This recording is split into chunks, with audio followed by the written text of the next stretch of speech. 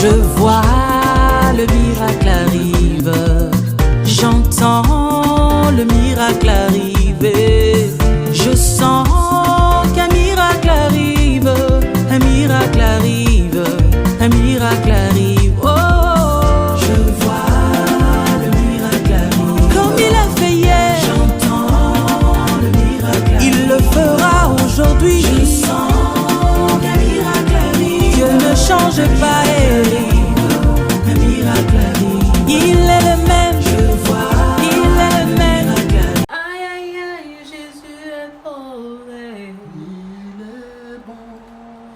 Jésus est bon, il est bon. Aïe aïe aïe, Jésus est bon, il est bon. Oh, il est bon, il est bon. Aïe aïe aïe, aïe aïe aïe, aïe aïe, aïe aïe aïe, je dis aïe aïe aïe, aïe aïe aïe, aïe aïe aïe, Jésus est mon sauveur. il est bon. Oh, il est mon rédempteur. il est bon. Aïe aïe aïe, Jésus est mon sauveur. il est bon. Oh, il est mon guérisseur. il est bon. Aïe aïe aïe, aïe aïe aïe, aïe aïe, aïe aïe aïe, je dis aïe aïe aïe, aïe aïe aïe, aïe aïe, aïe aïe aïe, oh aïe aïe aïe, aïe aïe aïe, aïe aïe, aïe aïe aïe, papa aïe aïe aïe, aïe aïe aïe, aïe aïe, aïe aïe aïe. moi j'ai trouvé Jésus-Christ dans ma vie. Moi j'ai Oh, trouvé Jésus-Christ dans ma vie. moi j'ai trouvé le roi des rois dans ma vie. Moi j'ai trouvé Jésus-Christ dans ma vie. Et moi j'ai trouvé le prince de paix dans ma vie. Moi j'ai trouvé Jésus-Christ dans ma vie. Oh, moi j'ai trouvé le Tout-Puissant dans ma vie. Moi j'ai trouvé Jésus-Christ dans ma vie. Je ne veux plus reculer, Reculer, jamais reculer, reculer, jamais reculer, reculer, jamais reculer. Moi je veux toujours avancer, avancer, toujours avancer, avancer, toujours avancer, avancer, toujours avancer. avancer. Je ne veux plus reculer, Reculer, jamais reculer, reculer, jamais reculer, reculer, jamais reculer. reculer. Aïe aïe aïe, Aïe aïe aïe, aïe aïe, aïe aïe aïe, je dis aïe aïe aïe, aïe aïe aïe, aïe aïe, aïe aïe aïe, je crie aïe aïe aïe, aïe aïe aïe, aïe aïe,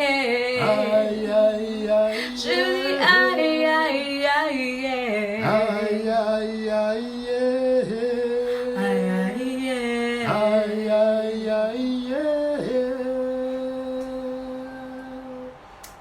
Merci au Seigneur qui nous fait la grâce d'être là. Bonsoir bien-aimés frères et sœurs.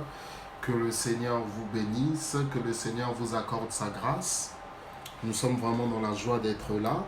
Et il est vrai que nous n'avons pas communiqué sur ça parce que c'était quand même particulier. Nous n'étions pas très sûrs de pouvoir faire l'émission, mais le Seigneur nous a fait grâce. Le Seigneur nous a permis d'être là de nouveau ce soir et nous en sommes infiniment reconnaissants. Nous vous remercions aussi, vous qui êtes connectés sur les réseaux sociaux et qui trouvez du temps pour être là avec nous. La dernière fois, les amis, c'était le 26 mai que nous étions là, le 26 mai. Ça fait donc plus d'un mois que nous étions là en direct.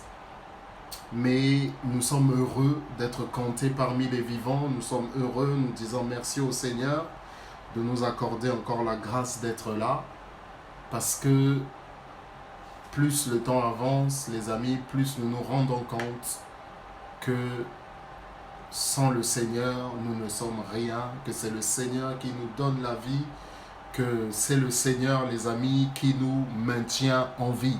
Et sans lui, les amis, frères et sœurs, nous ne serions même pas là présents. Sans oublier aussi tout ce que nous vivons depuis pratiquement le lundi. Bien-aimés, des choses difficiles, les organismes sont mis à rude preuve. Et malheureusement, dans tout cela, il y a des mortalités. En tout cas, nous sommes reconnaissants au Seigneur, nous lui disons merci pour la grâce qu'il nous fait d'être là, pour la grâce de pouvoir encore respirer. Le livre d'Ecclésiaste nous rappelle que l'homme n'est pas maître de son souffle de vie. Et si nous trouvons le Seigneur Jésus-Christ dans nos vies, comme nous l'avons chanté tout à l'heure, c'est vraiment une grâce, c'est vraiment un trésor, frères et sœurs, que nous avons de la part du Seigneur. Alors nous lui disons merci à notre Dieu. Nous lui sommes infiniment reconnaissants pour la grâce qu'il nous fait, pour ce moment qu'il nous donne. Encore une fois de plus. En tout cas, que le Seigneur vous bénisse et nous espérons encore que vous allez bien, que vous vous protégez bien, que la canicule, même si elle vous touche, mais dans tous les cas, elle ne vous a pas emporté ou elle n'a pas emporté un des membres de vos familles, parce que nous suivons au travers des réseaux sociaux que des gens malheureusement sont décédés, et ici encore dans ce pays, bonsoir sœur Gloria, que le Seigneur vous bénisse là où vous vous trouvez dans le pays plat. Voilà, bien-aimés dans le Seigneur, dernièrement, donc comme j'ai dit, c'était le 26 mai que nous étions là, que nous nous étions retrouvés, et nous avons déjà depuis plusieurs jours, depuis plusieurs semaines, commencé une série sur le baptême d'eau, baptême chrétien. Nous parlerons, nous continuerons à parler de ça, en tout cas en quelques points, selon ce que le Seigneur nous dit, selon ce que le Seigneur nous enseigne dans sa parole. Et nous allons donc continuer à parler de cela. Dernièrement, bien-aimés dans le Seigneur, nous avons expliqué ce que c'était que le baptême. Nous avons expliqué, bien-aimés dans le Seigneur, l'importance du baptême. Nous allons rappeler rapidement ces choses. Et nous avons dit, bien-aimés dans le Seigneur, que le baptême, c'est un mot qui signifie, en tout cas dans son origine, qui signifie être immergé, être plongé des pieds à la tête, de la tête aux pieds. Lorsque la parole de Dieu parle du baptême, dans sa forme, le baptême c'est être plongé dans l'eau, des pieds à la tête. Et dernièrement, nous avons commencé déjà par le fond, bien-aimés dans le Seigneur. Nous allons revenir là-dessus et nous avons dit, bien-aimés, que le baptême est étroitement lié à l'évangile. Le baptême est étroitement lié à l'évangile du Seigneur Jésus-Christ, puisque lui-même va dire dans le livre de Matthieu, chapitre 28, les versets 19 à 20, « Tout pouvoir m'a été donné dans les cieux et sur la terre.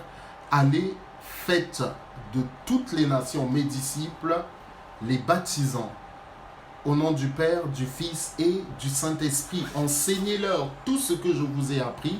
Voici, je suis avec vous tous les jours jusqu'à la fin du monde. » Et donc, au travers de ces paroles que le Seigneur nous donne dans le livre de Matthieu, chapitre 28, nous voyons, bien aimés dans le Seigneur, que l'évangile est lié au baptême. Ou plutôt, pardon, que le baptême est lié à l'évangile. L'évangile signifiant la bonne nouvelle. L'évangile ayant comme le mot évangile en lui-même, ayant comme étymologie le mot grec euangélion, qui signifie tout simplement la bonne nouvelle. La bonne nouvelle du Seigneur Jésus-Christ. Donc, dans cette...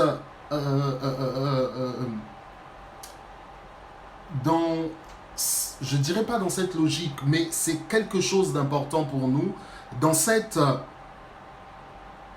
lien, dans cette relation, nous comprenons, bien aimés dans le Seigneur, que lorsque nous parlons du baptême, c'est lié à l'évangile.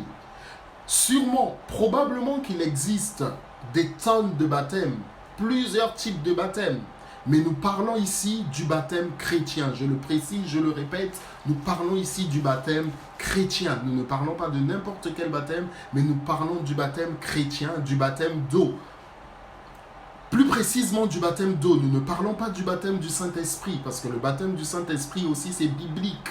Mais nous parlons ici du baptême d'eau, de l'importance du baptême d'eau, des implications du baptême d'eau. Qu'est-ce que c'est que le baptême d'eau? Et nous rappelons donc, depuis quelques minutes déjà, bien aimés dans le Seigneur, que le baptême d'eau est lié à l'évangile. Le baptême, frères et sœurs, c'est une institution biblique.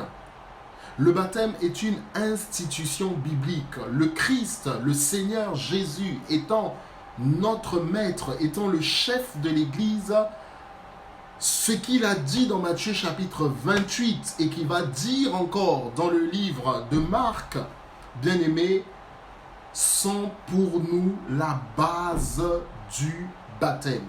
Et bien entendu, la Bible nous dit, nous sommes édifiés sur le fondement des apôtres et des prophètes, Jésus-Christ étant la pierre angulaire. Des enseignements sur le baptême sont complétés dans la parole de Dieu, sont complétés dans la Bible. Donc, frères et sœurs, le livre de Marc va dire la chose suivante. Nous allons dans le livre de Marc, frères et sœurs, Marc chapitre 16, versets 15 à 16. Il est important que nous puissions parler donc de l'origine du baptême. Nous sommes là en train de rappeler en quelques mots, bien aimés, ce qu'est donc le baptême. Marc chapitre 16, versets 15 à 16. Marc chapitre 16, versets 15 à 16. Alors, je vais choisir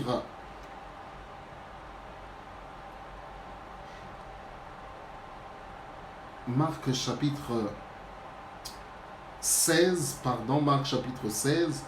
versets 15 à 16. J'ai ici la version Nouvelle Bible Second qui nous dit la chose suivante. Puis il leur dit, allez dans le monde entier et proclamez la bonne nouvelle à toute la création. Celui qui deviendra croyant et recevra le baptême sera sauvé, mais celui qui ne croira pas sera condamné. Alors, on va lire une autre version, bien aimé. Nous allons lire une autre version dans la version Bible du Semeur. On nous dit la chose suivante. La Bible dit, et il leur dit, allez dans le monde entier, proclamez l'évangile à tous les hommes. Celui qui croira et sera baptisé sera sauvé, mais celui qui ne croira pas sera condamné. Donc, bien-aimés dans le Seigneur, nous voyons ici que le lien est établi entre le baptême et, n'est-ce pas, l'annonce de l'évangile.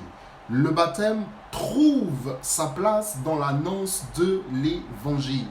Je parle ici du baptême d'eau, du baptême chrétien. Je ne parle pas de n'importe quel baptême, je parle du baptême d'eau, du baptême chrétien, dont nous avons dit que ça signifie être immergé. Et lorsque nous aurons l'occasion d'aborder la forme, bien entendu, mais nous avons commencé à aborder le fond. Et lorsque, cependant, nous parlons de baptême, il s'agit d'être entièrement plongé de la tête aux pieds, des pieds à la tête, dans l'eau. Bien-aimés dans le Seigneur, il s'agit d'être plongé dans l'eau. Donc, frères et sœurs, lorsque le Seigneur Jésus nous dit d'annoncer l'évangile, faites, allez, faites de toutes les nations mes disciples. Nous annonçons l'évangile et après avoir annoncé l'évangile, les gens reçoivent Jésus comme Seigneur et Sauveur personnel de leur vie. Et par la suite, bien-aimés, nous en faisons donc des disciples, baptisez-les au nom du Père, du Fils et du Saint-Esprit. Mais faire de quelqu'un un disciple, bien-aimé dans le Seigneur, en réalité, nous sommes disciples du Seigneur Jésus tous les jours de nos vies. Bien que le baptême n'a lieu ou ne doit avoir lieu, quand je répète que nous parlons du baptême biblique, du baptême d'eau, bien que le baptême ne doit avoir lieu qu'une fois, nous sommes là dans un cadre, je dirais, idéal, dans un cadre où une personne n'a connu que le baptême biblique. Alors, bien-aimé dans le Seigneur, cette personne, elle est, c'est vrai, baptisée, mais toute sa vie, aussi longtemps qu'elle sera vivante et sur cette terre, elle sera disciple du Seigneur Jésus-Christ. Elle sera disciple du Seigneur Jésus-Christ. Et il y a une étape cependant où, quand on annonce l'évangile, où la personne reçoit Jésus comme Seigneur et Sauveur, là, les enseignements commencent. Mais entre-temps, bien-aimé dans le Seigneur, cette personne, elle est baptisée. Et nous avons vu dernièrement, bien-aimé dans le Seigneur, je rappelle que pour les personnes qui nous suivent ou qui nous suivront, elles peuvent aller voir la dernière vidéo et la vidéo d'avant. La dernière vidéo étant celle du dimanche 26 février, puisqu'entre-temps, nous n'avons pas pu donc faire de direct. Mais cette personne bien-aimée, nous avons vu au travers du prophète Jean-Baptiste qu'il ne suffit pas, lui qui avait précédé le Seigneur Jésus, qui était envoyé du Seigneur pour préparer la venue, pour préparer le ministère du Seigneur Jésus, nous le voyons, bien-aimé, qui est en train de poser les bases, qui est en train, bien-aimé, de donner les conditions, car il s'agit des conditions, bonsoir ancien, car il s'agit, bien-aimé, ni plus ni moins, des conditions à remplir pour le baptême. Jean va lui-même parler du baptême de repentance. Et dernièrement, bien-aimé dans le Seigneur, nous avons vu l'importance qu'il y a à remplir les conditions pour être baptisé. Car on peut certes échapper au regard des hommes, on peut faire semblant devant les hommes, mais on ne peut pas tromper Dieu. Nous ne pouvons pas tromper le Seigneur. De fait, lorsqu'une personne veut se faire baptiser, puisque nous sommes des enfants de Dieu, qu'est-ce que nous faisons? Nous retournons vers la parole. Qu'est-ce que nous faisons? Nous nous tournons, nous repartons vers la parole. Ou, bien aimé, un cas s'est déjà présenté, ou je dirais même plusieurs cas, dans la Bible. La Bible nous évoque des choses, bien aimées, des cas de personnes où nous voyons surtout dans le Nouveau Testament, mais dans l'Ancien aussi, où il y a eu des faux, mais où il y a aussi des vrais. La Bible évoque Jean-Baptiste, le prophète, qui est donc en train de baptiser. Nous allons dans le livre de Marc, toujours, livre de Marc,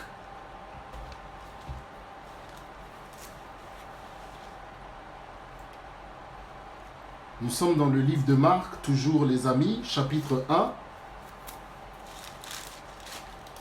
à partir du verset 4.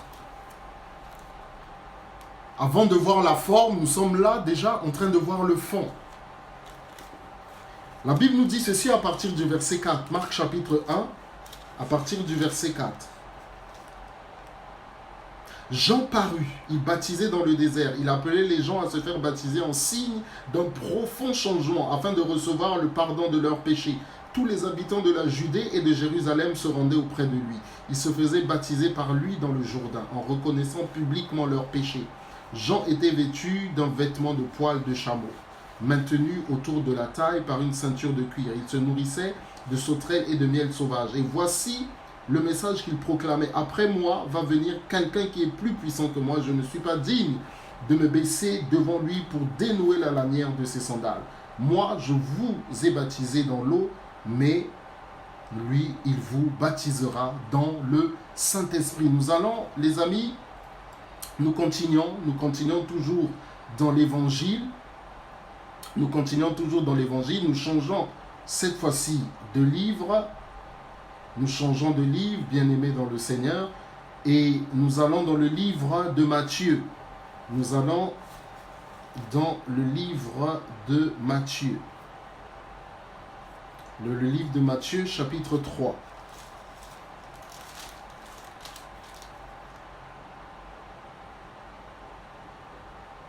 Livre de Matthieu, chapitre 3. La Bible nous dit, là encore à partir du verset 4, livre de Matthieu, chapitre 3, à partir du verset 4, la Bible nous dit, Jean portait un vêtement de poil de chameau maintenu autour de la taille par une ceinture de cuir. Il se nourrissait de sauterelles et de miel sauvage. Ça, nous l'avons déjà vu tout à l'heure. On venait à lui, la Bible nous dit, on venait à lui de Jérusalem, de la Judée tout entière et de toutes les contrées riveraines du Jourdain. Tous se faisaient baptiser par lui dans le Jourdain en reconnaissant publiquement leurs péchés. C'est là, bien aimé, ce qu'on appelle la confession des péchés. Nous avons dit, bien aimé, confesser ses péchés. Premièrement, c'est être d'accord avec le Seigneur que ce que j'ai fait est mal. Et deuxièmement, c'est prononcer, sortir par sa bouche des sons audibles et intelligibles en disant publiquement, j'ai péché contre toi Seigneur, je te demande pardon. Et la Bible nous dit, tous, verset 6, se faisaient baptiser par lui dans le Jourdain en reconnaissant publiquement leurs péchés.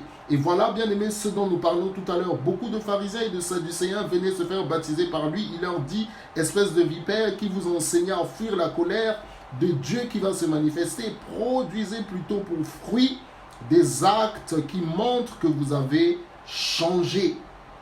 Ne vous imaginez pas qu'il vous suffit de répéter en vous-même, nous sommes des descendants d'Abraham. Car regardez ces pierres, je vous déclare que Dieu peut en faire des enfants d'Abraham. Bien-aimés, vous savez, la vie chrétienne, je l'ai dit tout à l'heure, nous ne pouvons pas échapper au Seigneur. L'œil du Seigneur est sur nous.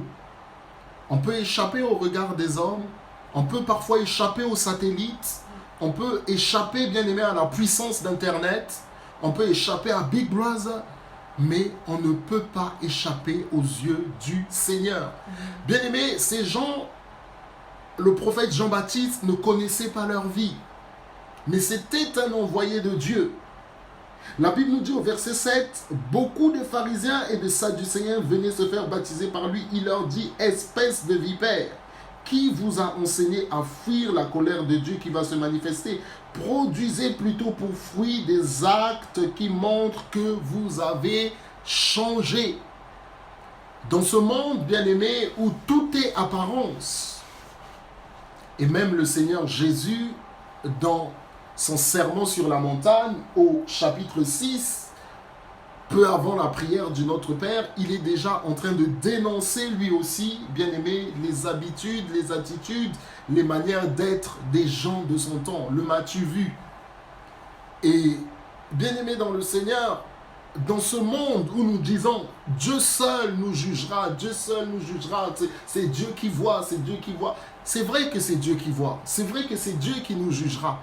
Mais en lisant ce passage, nous comprenons une chose, que nous avons une responsabilité, non pas pour montrer aux gens quoi que ce soit, parce que, bien aimé, nous ne pouvons pas impressionner Dieu.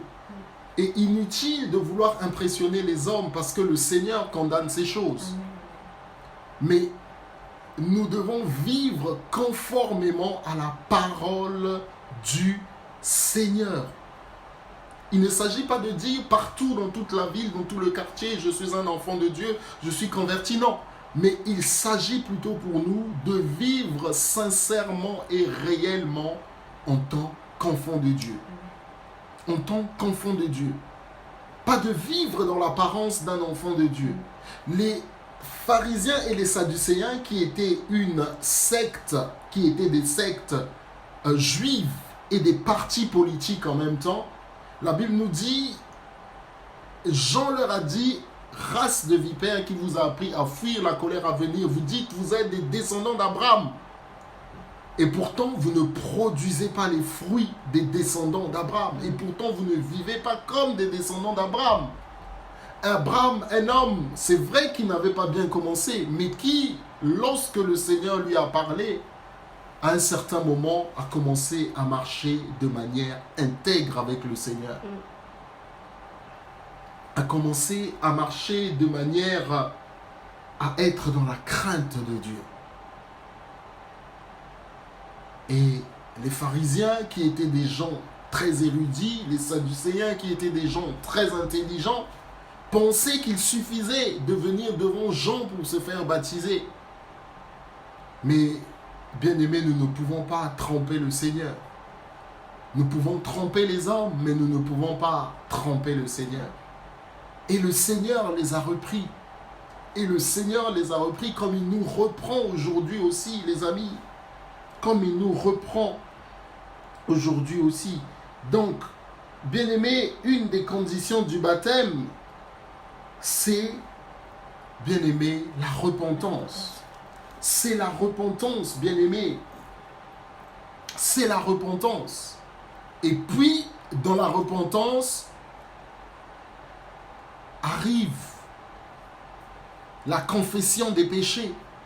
Dans la repentance, on reconnaît qu'on est pécheur. On reconnaît qu'on a été loin du Seigneur. On reconnaît, les amis, qu'on n'a pas marché avec le Seigneur toute sa vie, qu'on est pécheur. Et que là, on se rend compte, comme le fils prodigue dans Luc chapitre 15, on s'est mal comporté, on a mal marché, on a mal agi. Nous demandons pardon au Seigneur.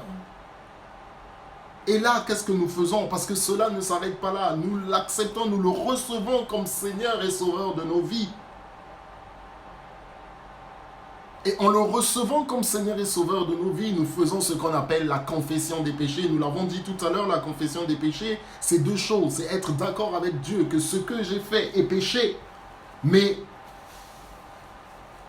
ça, c'est la première étape. Mais la deuxième étape, c'est prononcer publiquement des mots et des paroles qui disent ce que nous avons dans le cœur.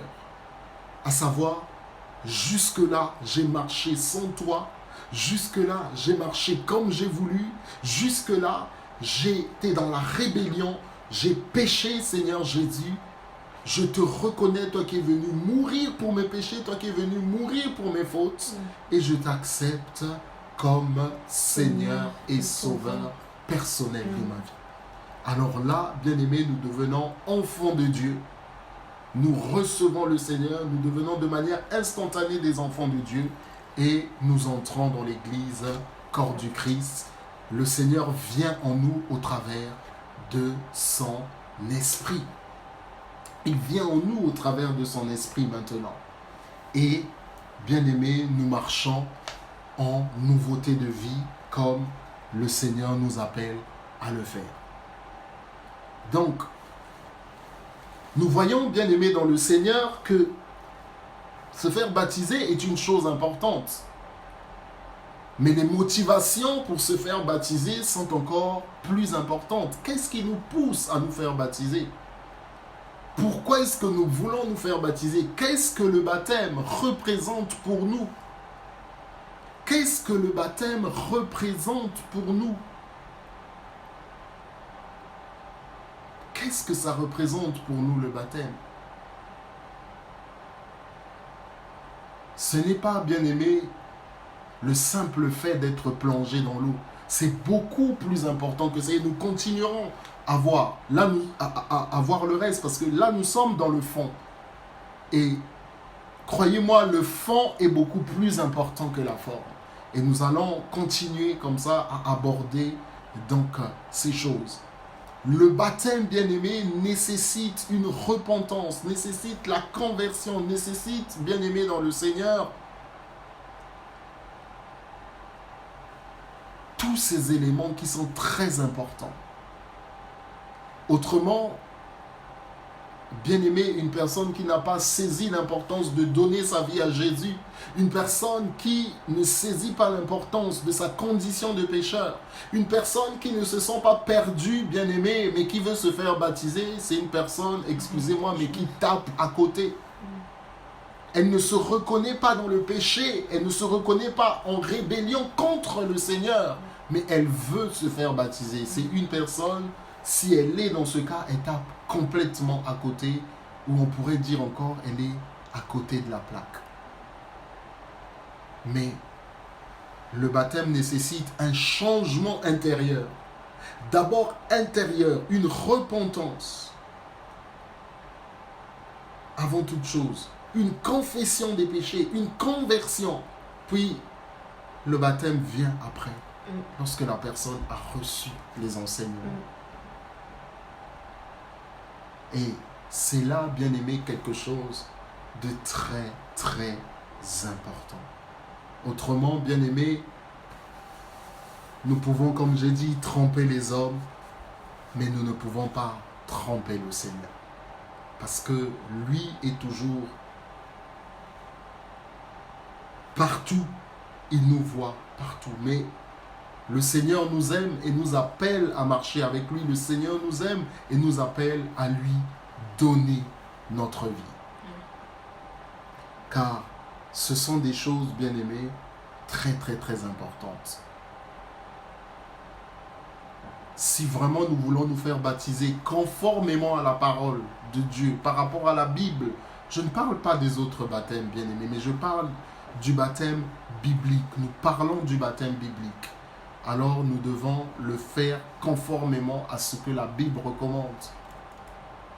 Pas parce que mon frère l'a fait, pas parce que ma soeur l'a fait, pas parce que je veux suivre quelqu'un, mais c'est parce que j'en ai ressenti la profonde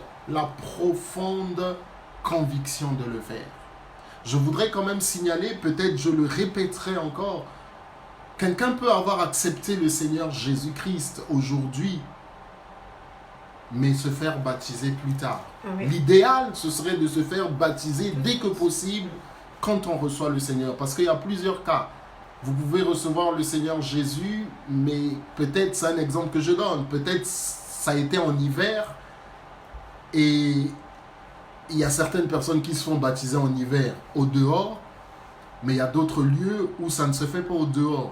Le but, c'est pas non plus que la personne, après qu'elle a accepté le Seigneur Jésus, puisse mourir. Mais nous aborderons ces choses peut-être à une autre occasion, toujours dans le cadre de notre enseignement. Pour ce soir, nous allons nous arrêter là. Nous allons continuer toujours avec le baptême prochainement, comme le Seigneur nous fera grâce. Mais pour ce soir, nous allons nous arrêter là.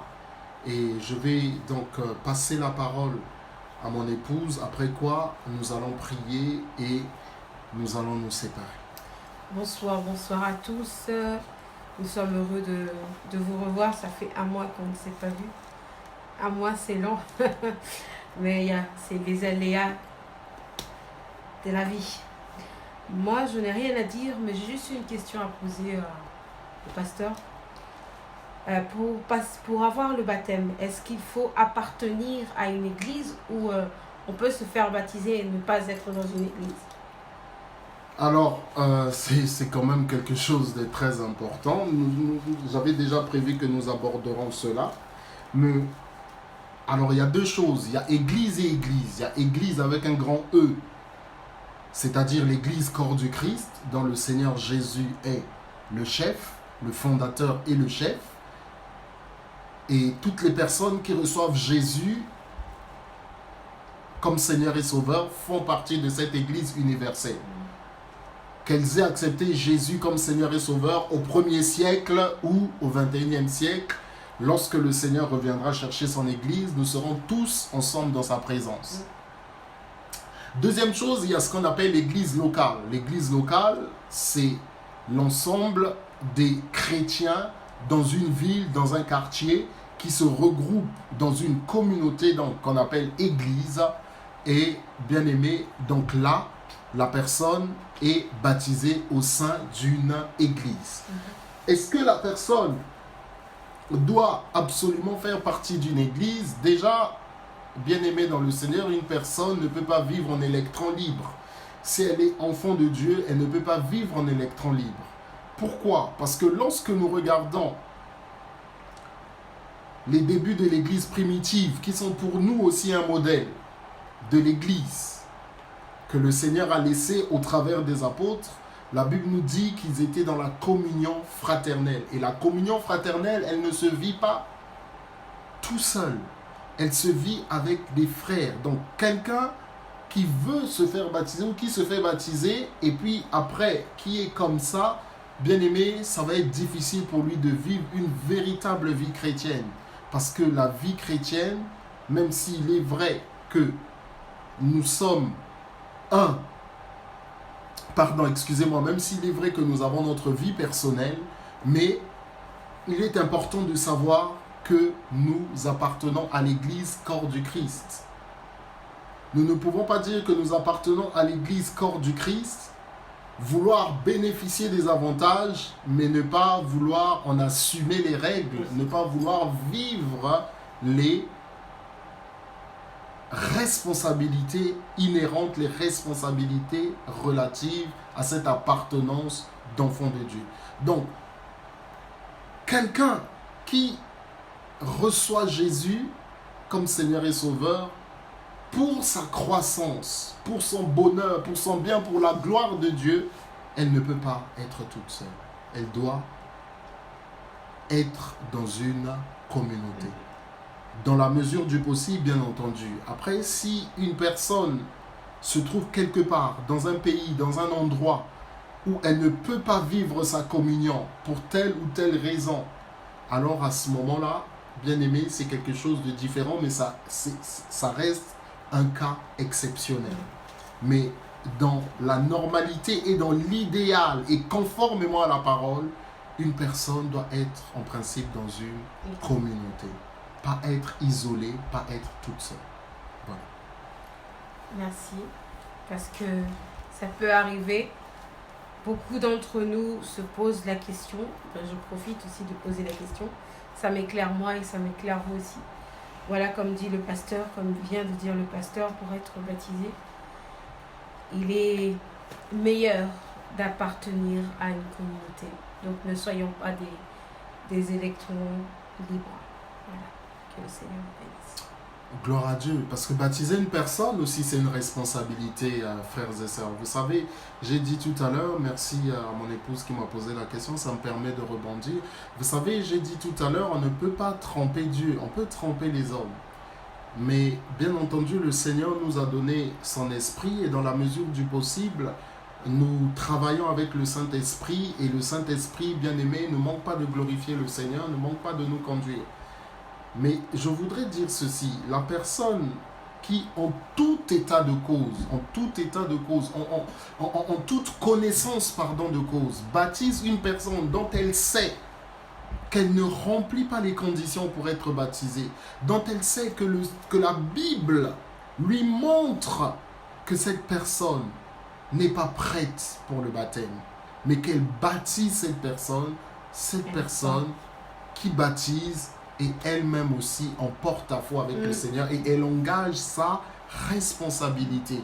Et je rappelle, bien aimé, que le Seigneur viendra nous demander des comptes. Donc si quelqu'un ne remplit pas les conditions du baptême et que quelqu'un ne prend pas au sérieux sa vie, que quelqu'un ne prend pas au sérieux le baptême et elle veut se faire baptiser cette personne et on accepte de la faire baptiser alors qu'on voit clairement qu'elle ne remplit pas les conditions, bien aimé, c'est une responsabilité que la personne qui va baptiser engage. Et cela ne peut pas réjouir le cœur du Seigneur.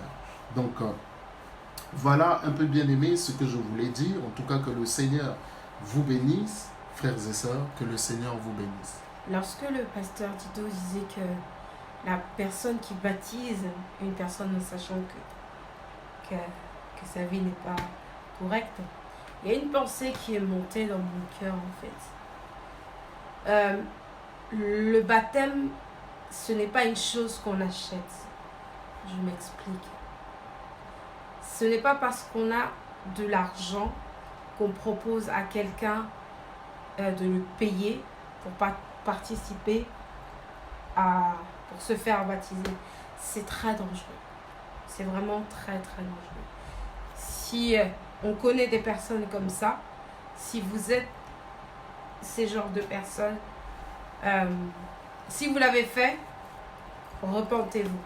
Et si vous avez cette pensée de le faire, ne le faites pas. C'est pas bon.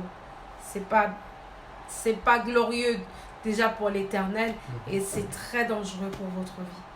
On n'achète pas le baptême, on n'achète pas tout simplement on n'achète pas le salut. On ne va pas devant un responsable en lui posant de l'argent, voilà baptisement. Non, ne le faites pas, c'est pas bon. Gloire au Seigneur. En tout cas, nous vous disons merci, les amis, de nous avoir suivis. Si vous pouvez partager aussi pour que d'autres personnes soient bénies. Gloire au Seigneur, que le Seigneur soit élevé encore. Merci.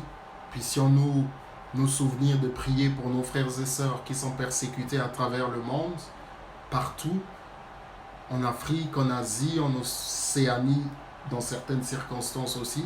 C'est vraiment important de prier en Amérique du Sud, en Europe, de prier pour nos frères et sœurs qui ont accepté Jésus-Christ comme Seigneur et Sauveur. Ça, c'est vraiment très, très, très important, les amis, de pouvoir penser à prier pour nos frères, prier, bien-aimés, pour nos frères et sœurs qui sont missionnaires aussi, qui ont reçu l'appel du Seigneur à aller partout à travers le monde pour évangéliser, qui sont des missionnaires. C'est très important, bien-aimés, de prier pour eux, de prier pour l'Église corps du Christ aussi, partout à travers le monde. C'est important de prier pour ça. Et puis, je sais, bien-aimés, que les défis sont nombreux, nos familles, le pays dans lequel on vit, les autorités. Donc ça, c'est aussi, bien-aimé, notre responsabilité. Amen. Donc, bien-aimé, les défis sont nombreux. Les occasions ne manquent pas pour pouvoir, bien-aimé, nous retrouver devant le Seigneur, dans sa présence, afin de pouvoir non seulement l'élever, non seulement l'adorer, non seulement, bien-aimé, le magnifier, mais aussi, bien-aimé, intercéder pour les Amen. divers cas, parce que c'est Amen. aussi notre responsabilité. En tout cas, que le Seigneur vous bénisse. Merci beaucoup, les amis. Merci, vraiment. Très, très, très bonne semaine. Que le Seigneur nous garde, que le Seigneur nous protège, que le Seigneur soit avec nous. Bien-aimés, il n'y a que le Seigneur qui peut véritablement nous protéger. Nous allons prier dans le nom de Jésus. Papa, dans le nom de Jésus, je te bénis et je te remercie encore pour ce temps, pour ce moment que tu nous as accordé. Nous te sommes, Papa, infiniment reconnaissants. Tu es bon, tu es merveilleux. Nous te bénissons, nous bénissons ton nom. Merci pour nos bien-aimés qui ont été là, Seigneur, à un moment donné ou à un autre, au début, à la fin, ou du début à la fin, nous te disons merci.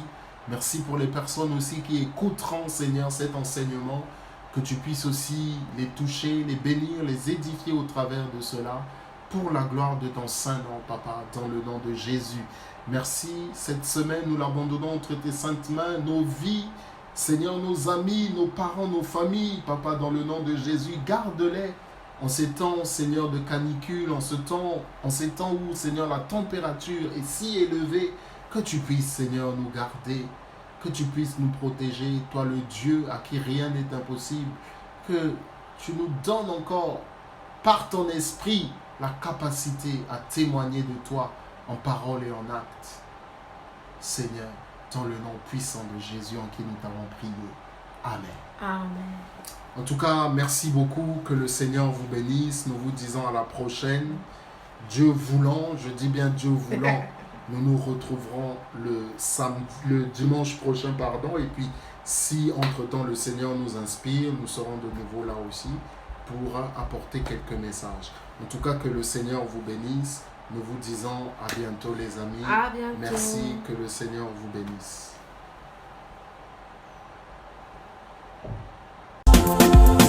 Je vois le miracle arrive, j'entends le miracle arriver, je sens qu'un miracle arrive, un miracle arrive, un miracle arrive. Oh, je vois le miracle arrive, comme il a fait hier, j'entends le miracle arrive, il le fera aujourd'hui, je sens qu'un miracle arrive, Dieu ne change pas.